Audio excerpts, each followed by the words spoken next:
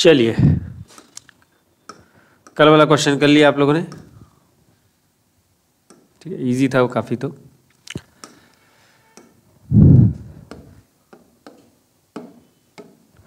चलिए, आज हम देखेंगे लीनियर वेक्टर स्पेस। ठीक है, linear vector space. Linear vector space हम किसको बोलेंगे? ठीक है, तो जैसे हमारे पास कुछ सेट ऑफ फैक्टर्स हैं, है ना। जैसे ये हमारे पास सेट ऑफ फैक्टर्स हैं, सपोज ये आपका सेट ऑफ फैक्टर है। अब ये जो सेट ऑफ फैक्टर्स है अंडर सर्टेन ऑपरेशन, है ना, मैं ऑपरेशन की बात कर रहा हूँ, स्केलर मल्टीप्लिकेशन और वेक्टर एडिशन। सपोज हमने दो ऑपरेशन ले लिए, दैट इज स्केलर मल्टीप्लिकेशन और वेक्टर एडिशन। ये जो हमारा सेट ऑफ फैक्टर्स है under operation scalar multiplication and vector addition, कुछ प्रॉपर्टीज को अगर सेटिस्फाई अगर कर रहा है तो उसको हम क्या कहेंगे? लीनियर वेक्टर स्पेस कहेंगे। कुछ प्रॉपर्टीज में क्या क्या प्रॉपर्टीज आ जाएगा, जैसे आप लोगों ने पहले ही पढ़ रखा है, जैसे ग्रुप होने के लिए कुछ कुछ प्रॉपर्टीज आप लोगों ने पढ़ रखा है पहले से ही, राइट। तो क्लोजर प्रॉपर्टी जैसे है ना, क्लोजर प्रॉपर्टी हो गया आपका, एसोसिएटिव हो गया, एसोसिएटिव, और आपका होता है आइडेंटिटी, इनवर्स, और क्या होता है आपका कम्यूटेटिव, और नेक्स्ट है आपका क्या? डिस्ट्रीब्यूटिव। ये सब प्रॉपर्टी अगर जो है अगर सेटिस्फाई अगर कर रहा है ये जो आपका सेट ऑफ फैक्टर्स हैं अंडर दिस ऑपरेशन, तब हम उस सेट ऑफ फैक्टर्स को क्या कहेंगे? लीनियर वेक्टर स्पेस कहेंगे। ठीक है, क्लियर है? अब इसके साथ लीनियर वेक्टर स्पेस के साथ ही हम यहाँ पे डिफाइन करेंगे बेसिस फैक्टर को। यहाँ से एक दो बार जो है क्वेश्चन पूछा गया है नेट एग्जाम में। तो बेसिस वेक्टर क्या होता है? The vectors which are independent, completely independent. जैसे मैं अगर कोई वेक्टर अगर लिख रहा हूँ, that is A bar that is equals to I cap J cap K cap, है ना, that is 2ij plus 3j cap और 4k कैप। तो ये जो वेक्टर्स हैं, ये जो I cap J cap K cap, these are the independent vectors, और इस इंडिपेंडेंट वेक्टर से मिलके एक क्या बना है आपका जो बड़ा वेक्टर है, ये जो है वो बना है। ठीक है, तो these independent vector that is I cap J cap K cap are called basis vector. अब इंडिपेंडेंट वेक्टर कैसे हुआ ये? तो इंडिपेंडेंट है या डिपेंडेंट है, ये वेक्टर को हम चेक भी कर सकते हैं। ठीक है, उसके लिए एक फॉर्मूला होता है। ठीक है, तो उसको मैं बताऊंगा जब इसमें आएंगे। तो यहाँ पे ये जो इंडिपेंडेंट वेक्टर्स है, इसको इंडिपेंडेंट कैसे बोल रहा हूं मैं कि आई कैप को क्या हम जे के फॉर्म में लिख सकते हैं? आई कैप को जे के फॉर्म में लिख सकते हैं। जे को क्या के कैप के फॉर्म में लिख सकते हैं? नहीं लिख सकते हैं। इसका मतलब क्या है कि ये जो है तीनों जो है इंडिपेंडेंट वेक्टर्स हैं। क्या है? तीनों इंडिपेंडेंट वेक्टर्स हैं। क्लियर है क्या? ओके, ठीक है। अंडर दिस कंडीशन, है ना, अंडर दिस कंडीशन, एक तो आप क्या है, आप वेक्टर एडिशन, यहाँ पे क्या चूज के हो? Scalar multiplication. ठीक है, तो इन दोनों का यूज करते हुए क्या हम इसको एक दूसरे के फॉर्म में लिख सकते हैं? नहीं लिख सकते। That means these are the basis vector for this linear vector space. I cap J cap K cap are basis vector for this linear vector space. ठीक है, तो चलिए स्टार्ट करते हैं लीनियर वेक्टर स्पेस से।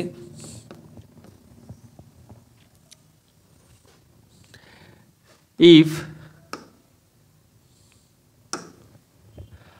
सेट ऑफ फैक्टर्स, लिखिए चलिए साथ में, a set of factors can be linear vector space, can be linear vector space, can be linear, है ना, linear vector space if following rules under certain operation,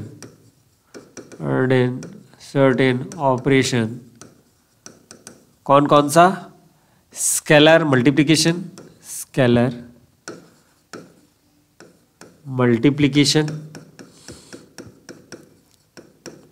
and कौन सा है आपका? वेक्टर एडिशन,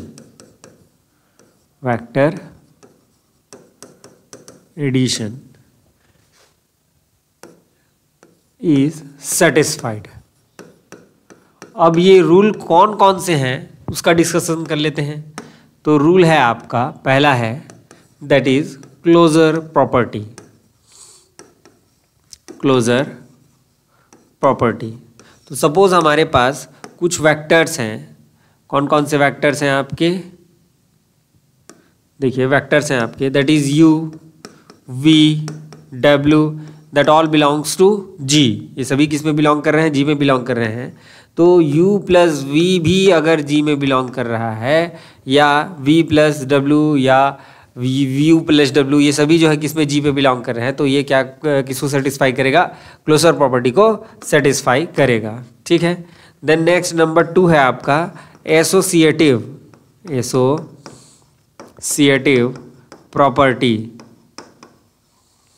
ठीक है। एसोसिएटिव प्रॉपर्टी में क्या आ जाएगा आपका? देखिए एसोसिएटिव प्रॉपर्टी में आपका हो जाता है that is u plus v plus W. ऐसा अगर ऐसा है तो इसको मैं u plus v plus W भी लिख सकता हूँ। ये कुछ इस प्रकार से, ये क्या कहलाता है आपका?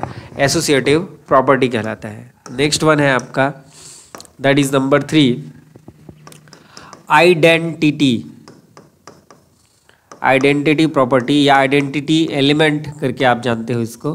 तो आइडेंटिटी एलिमेंट क्या हो जाएगा? जैसे आप वेक्टर एडिशन की अगर आप बात कर रहे हैं तो उसके लिए आइडेंटिटी एलिमेंट क्या हो जाएगा आपका? जैसे u प्लस 0 कर दो तो यही मिलेगा, that is your 0 is identity element.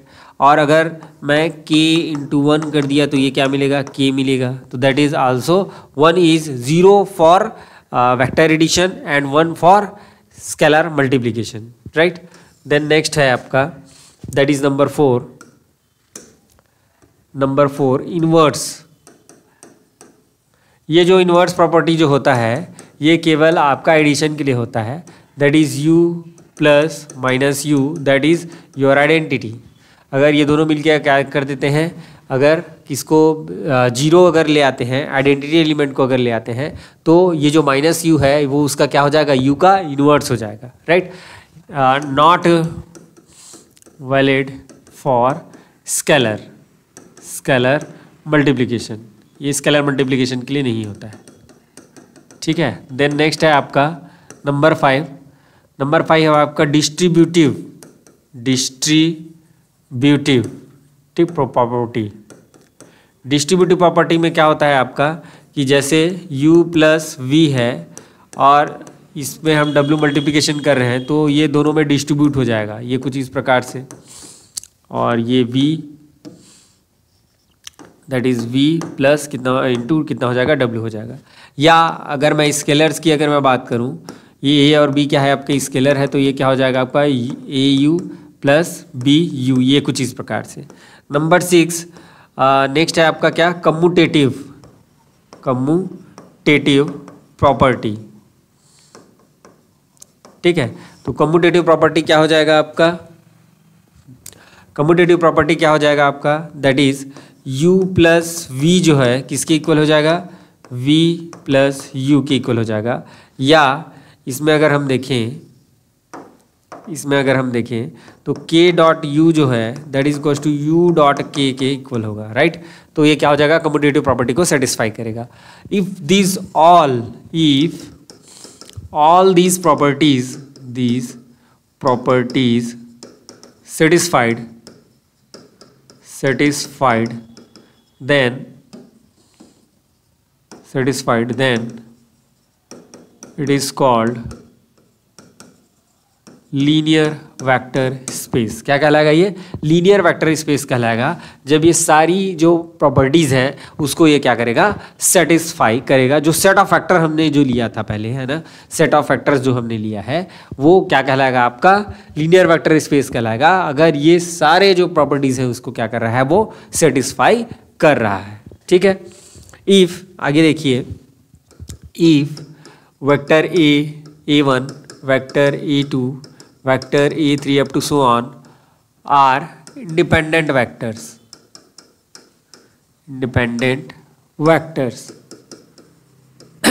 then we can write it in the form of linear combination, the form of linear combination. ठीक है, इसको लीनियर कॉम्बिनेशन के फॉर्म में कैसे लिखेंगे? That is psi equals to C1A1 plus C2A2 plus C3A3 up to so on. तो ये क्या हो जाएगा? समेसन दैट इज CIAI, ये कुछ इस प्रकार से, that is psi equals to summation I equal to 1 to n, और ये क्या हो जाएगा? CIAI। तो हमने क्या किया? जितने भी वेक्टर्स हैं that is A1, A2, A3, A4, A5 up to so on, उसको हम क्या कर सकते हैं? लीनियर कॉम्बिनेशन के टर्म में लिख सकते हैं जब ये क्या है? इंडिपेंडेंट है एंड ऑर्थोगोनल आल्सो, है ना, इंडिपेंडेंट एंड ऑर्थोगोनल है, तो उसको हम क्या कर सकते हैं? इस फॉर्म में हम लिख सकते हैं। जैसे हमने क्वांटम मैकेनिक्स में हम पढ़ते हैं कि सपोज हमारे पास जैसे मैंने किसी सिक्के को उछाला, है ना, कॉइन को मैंने क्या किया? उछाला, तो उसके क्या हो सकते हैं? दो पॉसिबिलिटीज़ हो सकती हैं। एक तो हेड आने की पॉसिबिलिटी हो सकती है और दूसरा क्या? टेल आने की पॉसिबिलिटी हो सकती है। तो उस कंडीशन को अगर लिखना है साई के फॉर्म में, तो हम इसको कैसे लिखेंगे? सपोज साई1 is the possibility of tail and साई2 इज हेड, तो ये क्या हो जाएगा? That is C1 plus C2। ये दोनों पॉसिबिलिटीज़ को हम क्या लिख देते हैं? और एक साथ लीनियर कॉम्बिनेशन के फॉर्म में लिख देते हैं कि दोनों की होने की पॉसिबिलिटी है, बट कौन सा होगा ये अभी हमको नहीं पता है। क्लियर है क्या? राइट। चलिए देखिए इधर। अच्छा, यहाँ पे जो क्वांटम मैकेनिक्स में जो हम साई यूज़ करते हैं, है ना, ये इस टाइप का साई आप लोगों ने देखा होगा, या इस प्रकार का नोटेशन आप लोगों ने देखा होगा। एक होता है ब्रा, ये हो जाता है आपका ब्रा, और दूसरा होता है आपका केट। ठीक है, तो ये जो वेक्टर्स हैं, है ना, ये जो वेक्टर्स हैं ये that is belongs to linear vector space, है ना। ये कहाँ बिलोंग करते हैं? ये लीनियर वेक्टर स्पेस पे बिलोंग करते हैं। तो जब हम इनर प्रोडक्ट की हम बात करते हैं, जैसे ये कुछ इस प्रकार से, मैं इनर प्रोडक्ट की अगर मैं बात कर रहा हूँ, तो ये जो है डुअल स्पेस होता है। अब कैसे डुअल स्पेस होता है? तो ये जो है एक लीनियर वेक्टर स्पेस को रिप्रेजेंट करता है, और ये जो है ब्रा जो है दूसरे लीनियर वेक्टर स्पेस को क्या करता है? रिप्रेजेंट करता है। तो दोनों को मिला के ये दैट इज डुअल स्पेस, है ना, ये डुअल स्पेस को क्या करता है? बिलोंग करता है। क्लियर है क्या? चलिए देखिए इधर आगे हम डिस्कस करेंगे that is basis vector.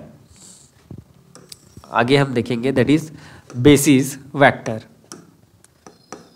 Basis vectors. ठीक है, तो बेसिस वेक्टर किसको बोलेंगे? अभी हमने बताया था कि बेसिस वेक्टर जो होता है वो क्या होता है? Independent from all. ठीक है, जितने भी वेक्टर्स हैं उससे क्या होता है? आपका इंडिपेंडेंट होता है। ठीक है, तो देखिए इधर, if A bar equal to, इसमें कितने वेक्टर से? देखिए इसमें 3 वेक्टर से मिलके बना हुआ है। ठीक है, linear combination of I J and K cap है ना। ए बार जो है क्या है आपका? Linear combination of I cap, J cap and K cap. और यहाँ पे आई cap, J cap, K cap जो है वो क्या है? इंडिपेंडेंट वेक्टर्स हैं, है ना। Here where I cap, J cap and K cap are independent vectors, क्या है? Independent vectors. So these are basis vector, basis vectors. ठीक है, ये क्या है? आपके इंडिपेंडेंट वेक्टर्स है, that means these are what? Basis vectors.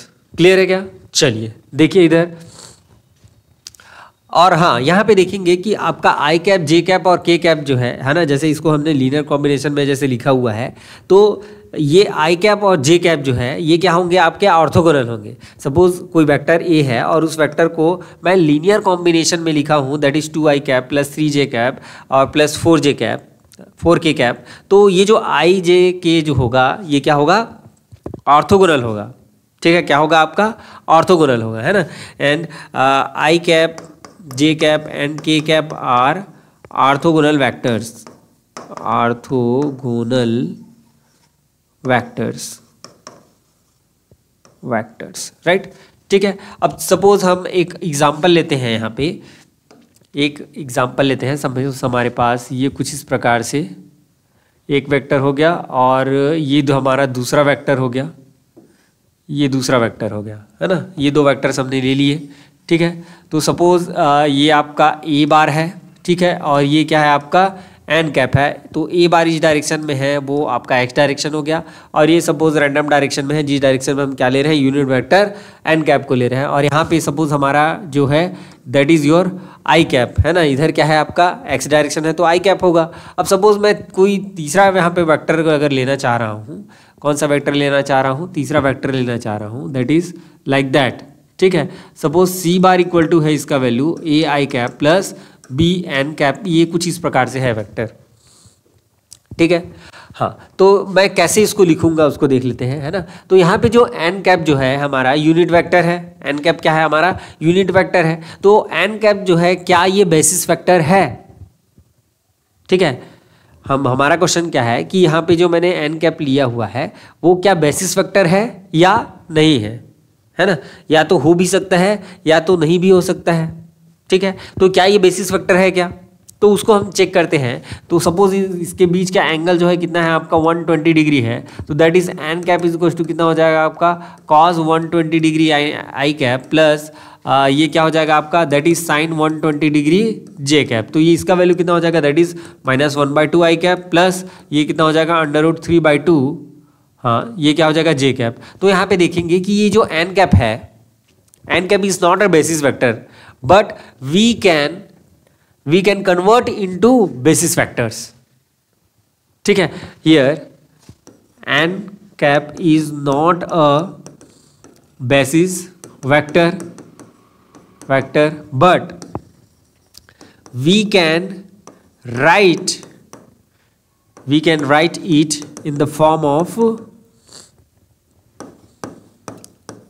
Basis vectors. इसको हमने क्या कर रखा है, बेसिस वेक्टर्स के फॉर्म में हमने इसको कन्वर्ट कर रखा है, राइट। तो एन कैप इक्वल टू कितना हो जाएगा, इतना हो जाएगा। तो जो हम सी बार की जो वैल्यू हम यहाँ पे देख रहे थे वो कितना हो जाएगा, that is A I cap plus B N cap.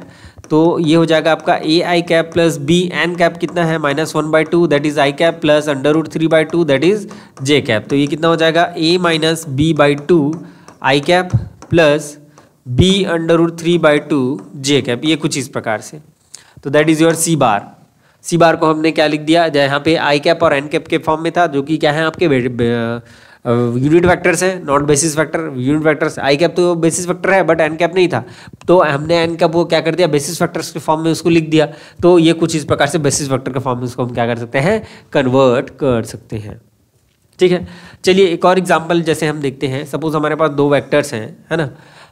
ये कुछ इस प्रकार से, that is x1 is equals to 1 0 0 और है आपका that is x2 is equals to है आपका 0 1 1। ये कुछ इस प्रकार से हमारे पास दो वेक्टर्स हैं, that is x1 and x2।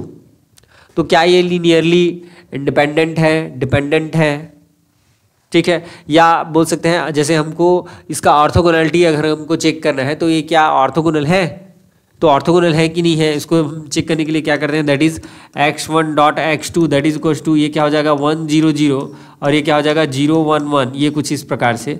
तो ये क्या हो जाएगा, ये तो ऑर्थोगोनल है, x1 dot x2 that is equals to क्या है आपका ऑर्थोगोनल है। कुछ इस प्रकार से हम क्या चेक करते हैं, इसमें ऑर्थोगोनल को चेक करते हैं कि ऑर्थोगोनल है या नहीं है। ठीक है, देखो यहाँ पे एक मैं क्वेश्चन लेने वाला हूँ, नेट में आया हुआ क्वेश्चन है। तो उसमें एक टर्म आता है जिसको हम बोलते हैं ऑर्थोनॉर्मल कंडीशन, है ना। अभी आपने क्वांटम मैकेनिक्स नहीं पढ़ा है तो उसके बारे में बहुत कम लोग को जानकारी होगी आप लोगों में से, ठीक है। तो ऑर्थो, एक तो ऑर्थोगोनल हो गया और एक होता है आपका कौन सा, ऑर्थो नॉर्मल। क्या होता है, ऑर्थो नॉर्मल। ठीक है, तो ऑर्थो नॉर्मल कंडीशन में क्या होता है कि X I X J that is equals to, ये हमारा जो एक्स आई है और एक्स जे है that is equals to delta I J होता है, जहाँ पे ये 1 होता है और एक बार क्या होता है दैट इज 1 कब होगा, that is I equals to जब जे होता है तो ये 1 होता है, और I is not equals to जे जो हो जाए तो ये कितना हो जाता है, 0 हो जाता है। तो इसको हम बोलते हैं नॉर्मलाइजेशन कंडीशन 1 आता है तो, और इसको क्या बोलते हैं, ऑर्थोगोनल कंडीशन बोलते हैं। ठीक है, और दोनों को मिला के हम क्या बोलते हैं, ऑर्थो नॉर्मल कंडीशन बोलते हैं। ठीक है, इस पर मैं एक क्वेश्चन कराऊंगा तो वहाँ पे हम देखेंगे। नेक्स्ट है कि जैसे हम बोल रहे हैं कि वेक्टर जो है ना, बेसिस वेक्टर के लिए क्या होना चाहिए कि इंडिपेंडेंट वेक्टर हमारे पास होना चाहिए। ठीक है, तो कैसे पता चलेगा कि जो वेक्टर दिया हुआ है वो इंडिपेंडेंट है या नहीं है। ठीक है, तो इसको चेक करने के लिए हमारे पास एक फार्मूला है, डिटर्मिनेंट हमको निकालना रहता है ना। तो चलिए इसको देख लेते हैं क्या होता है।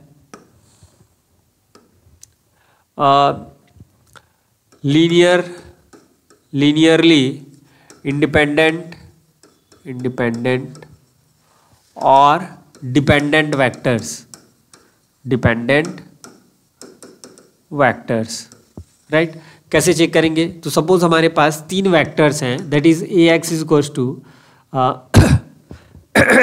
ए bar is equals to that is A X I cap plus A Y J cap plus A Z K cap, then B bar equal to B X I cap plus B Y J cap plus B Z K cap, और C बार है हमारा सी x I cap plus C Y J cap plus C Z K cap. ये हमारे पास क्या है, 3 vectors हैं। अब इन 3 vectors जो हैं इसमें हमको निकालना है कि ये तीनों वेक्टर्स जो हैं क्या हैं, आपके लीनियरली इंडिपेंडेंट है कि ये जो है आपका डिपेंडेंट है। ये हमको क्या करना है, चेक करना है। तो कैसे चेक करेंगे, देखिए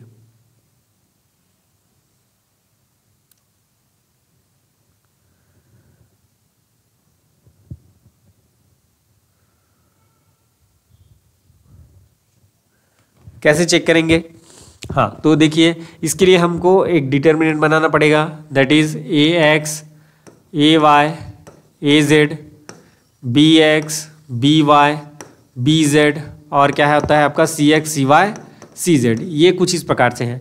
अगर ये जो है इक्वल टू अगर 0 आ रहा है ना, इक्वल टू अगर क्या आ रहा है आपका 0 आ रहा है और नॉट इक्वल टू 0 आ रहा है, 0 आ रहा है तो क्या होगा, linearly dependent.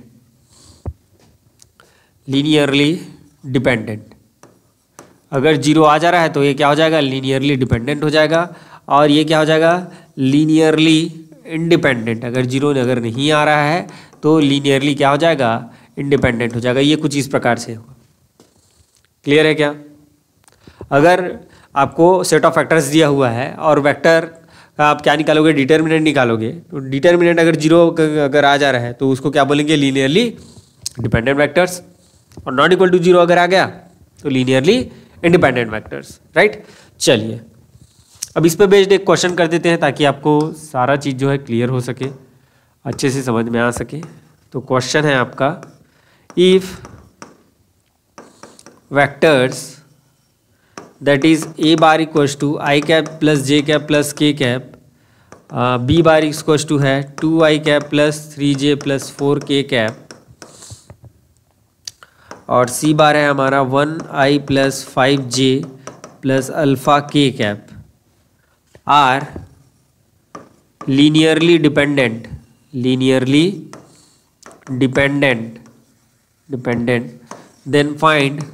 Then find value of alpha. तब आपको क्या निकालना है, वैल्यू किसका, अल्फा का। तो कैसे निकालेंगे, देखिए कैसे निकालेंगे। हाँ, कैसे निकालेंगे देखिए, तो ये जो 3 वेक्टर्स हैं वो उसका हम क्या बना लेंगे, डिटर्मिनेंट बना लेंगे, दैट इज 1 1 1 2 3 4, और क्या हो जाएगा लास्ट जो है 1 5 अल्फा। ये कुछ इस प्रकार से, इसका डिटर्मिनेंट क्या होना चाहिए, 0 आना चाहिए, तब ये क्या होगा, डिपेंडेंट होगा।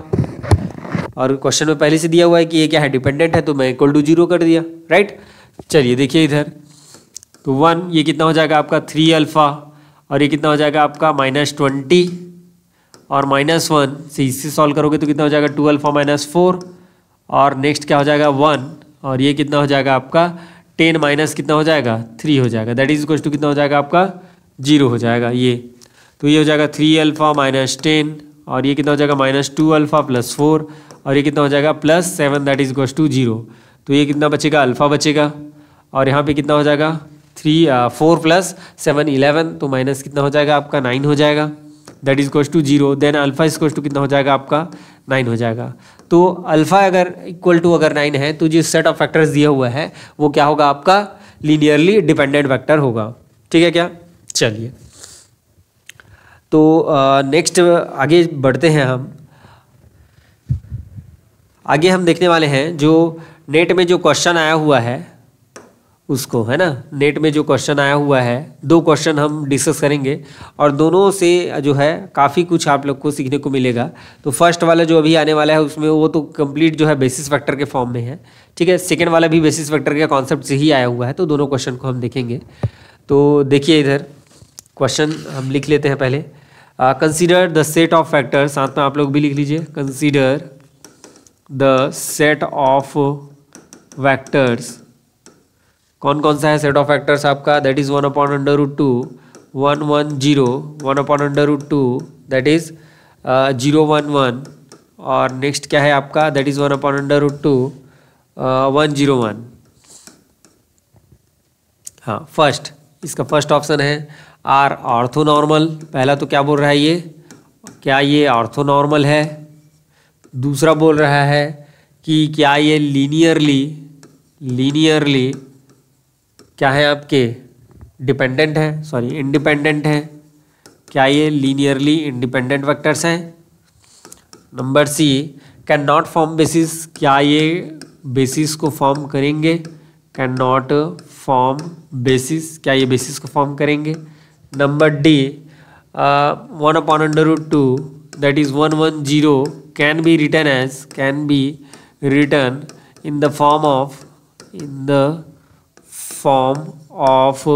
किसके फॉर्म में लिखा जा सकता है इसको, that is 1/√2 0 1 1 and 1/√2 that is 1 0 1। ये कुछ इस प्रकार से ये कंप्लीट आपका क्या है क्वेश्चन है। अब इस क्वेश्चन को हमको सॉल्व करना है कि कैसे जो है कौन सा ऑप्शन जो है आपका क्या होगा सही होगा। ये नेट में आया हुआ क्वेश्चन है, ठीक है।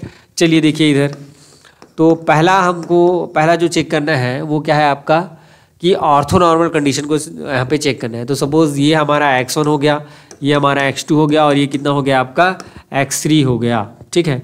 तो क्या हो जाएगा देखिए x1 निकाल लेता हूँ ताकि नॉर्मलाइजेशन कंडीशन पता चल जाए। तो 1/√2 और एक और 1/√2 आएगा क्या, चलिए इसको बाद में लिख देंगे, दैट इज़ 1 1 0 और ये 1/√2 है कौन सा 0 1 1, ये कुछ इस प्रकार से। तो ये कितना हो जाएगा 1/2 हो जाएगा, इसका मल्टीप्लिकेशन करोगे तो 1 और ये हो जाएगा 1 और ये कितना हो जाएगा आपका 0 हो जाएगा, सॉरी ये पहला वाला 0 हो जाएगा ना। तो ये कितना आ जाएगा 1/2 आ गया। तो नॉर्मलाइज हुआ ही नहीं, राइट। नॉर्मलाइज हुआ क्या 1/2 आ गया, तो ये नॉर्मलाइजेशन कंडीशन को सेटिस्फाई नहीं कर रहा है। साथ ही साथ दैट इज x1.x2 1 1 0 है ना, सेकंड क्या है 0 1 1 है, राइट। एक बार मैं चेक कर लेता हूँ कहीं पे गलत तो नहीं लिखे हैं, ठीक है।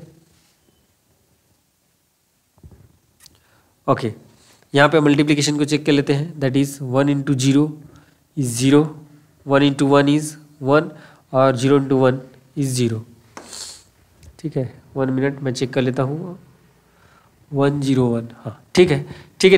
चलिए तो ये x1.x2 अगर मैं करूँगा तो कितना हो जाएगा दैट इज़ 1/√2 और ये कितना हो जाएगा आपका, अच्छा तभी गड़बड़ होता है, ये x1.x2 हो गया आपका, ठीक है। तो ये क्या नहीं हुआ आपका, ये नॉट ऑर्थोगोनल, ठीक है। यहाँ पे x1.x2 मैंने ले लिए है ना, तो नॉट क्या हो जाएगा ये ऑर्थोगोनल, ठीक है, ये ऑर्थोगोनल नहीं होगा। और x1.x1 अगर मैं करूँ तो क्या आएगा दैट इज़ 1/√2 और ये कितना हो जाएगा 1 1 0 और 1/√2 और ये भी क्या हो जाएगा 1 1 0, तो ये क्या हो जाएगा दैट इज़ 1/2 और ये हो जाएगा आपका 1 + 1 + 0, तो ये कितना हो जाएगा आपका 1। तो ये नॉर्मलाइजेशन कंडीशन को तो सेटिस्फाई कर रहा है बट ऑर्थोगोनल नहीं है, तो इसका मतलब ऑर्थोनॉर्मल नहीं है। ठीक है, तो ऑर्थोनॉर्मल नहीं है तो ये वाला ऑप्शन आपका क्या हो जाएगा, कैंसिल आउट हो जाएगा। नेक्स्ट है आपका लीनियरली डिपेंडेंट है कि नहीं है। तो लीनियरली डिपेंडेंट है कि नहीं है, इंडिपेंडेंट है या डिपेंडेंट है, उसको चेक करने के लिए हमको क्या करना पड़ता है, एक डिटर्मिनेंट बनाना पड़ता है। तो तीनों का जो 1/√2 1/√2 1/√2 तीनों को मैंने बाहर ले लिया, दैट इज़ 1/√8। अब उसको लिख दीजिए, दैट इज़ 1 1 0 0 1 1 और ये 1 0 1, ये कुछ इस प्रकार से, और इसको हमको फाइंड करना है कि ये कितना आएगा। ठीक है, तो that is goes to 1/√8।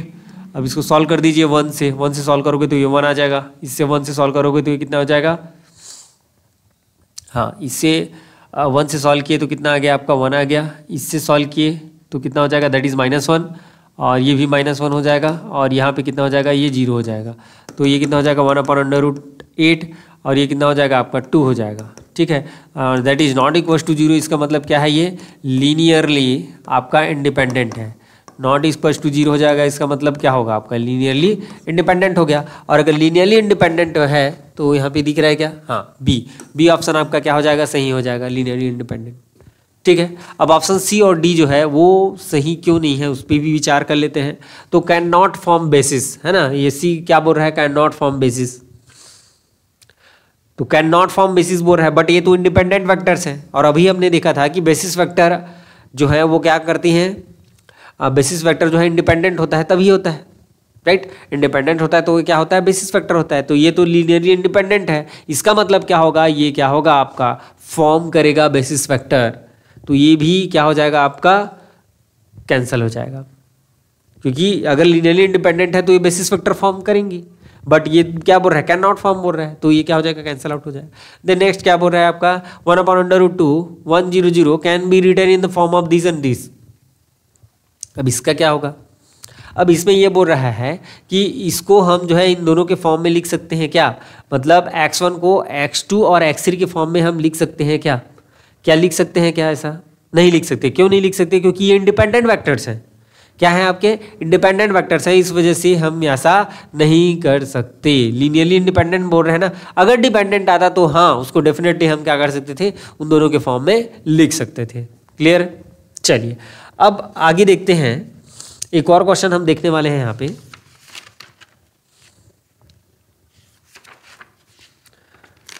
Let's see, हाँ चलिए देखिए इधर, ये भी आया हुआ क्वेश्चन है नेट में।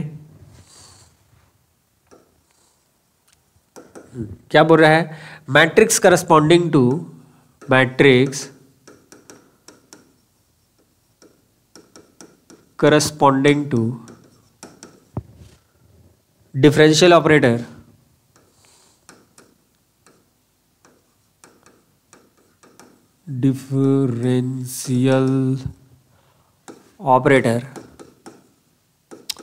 क्या हो रहा है, ऑपरेटर कौन सा ऑपरेटर है आपका, that is 1 + d/dx of polynomial with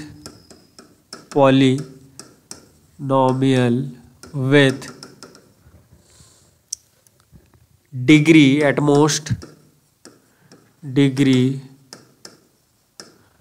eight most 2 in basis spanned by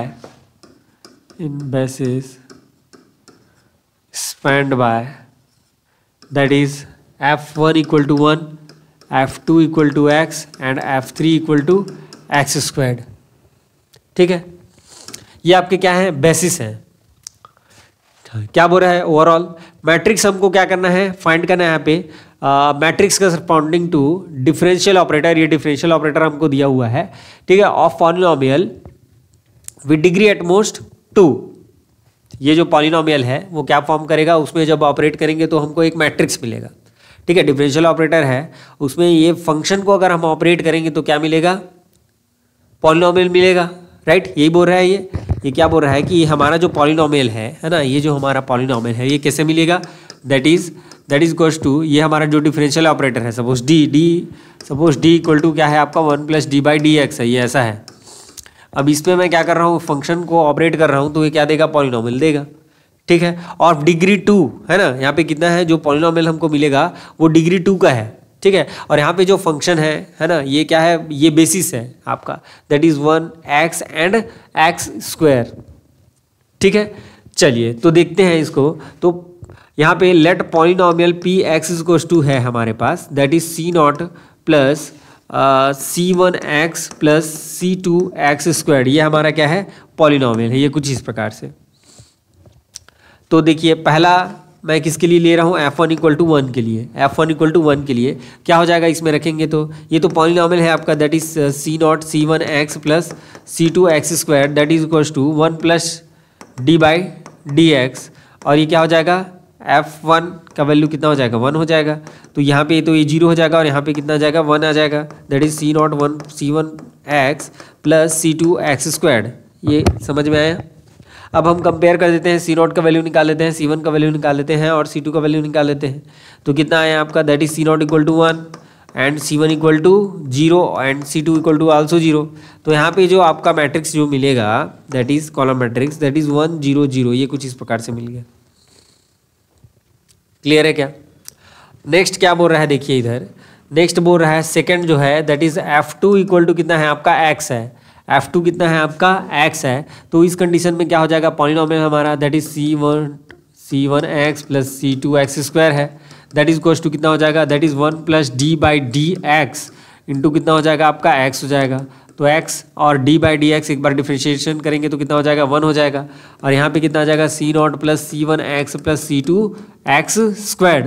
तो यहाँ पे देखिए सी नॉट का वैल्यू कितना हो जाएगा आपका, 1 हो जाएगा कंपेयर करके, और c1 इक्वल टू कितना हो जाएगा, 1 हो जाएगा, और c2 जो है कितना हो जाएगा, 0 हो जाएगा।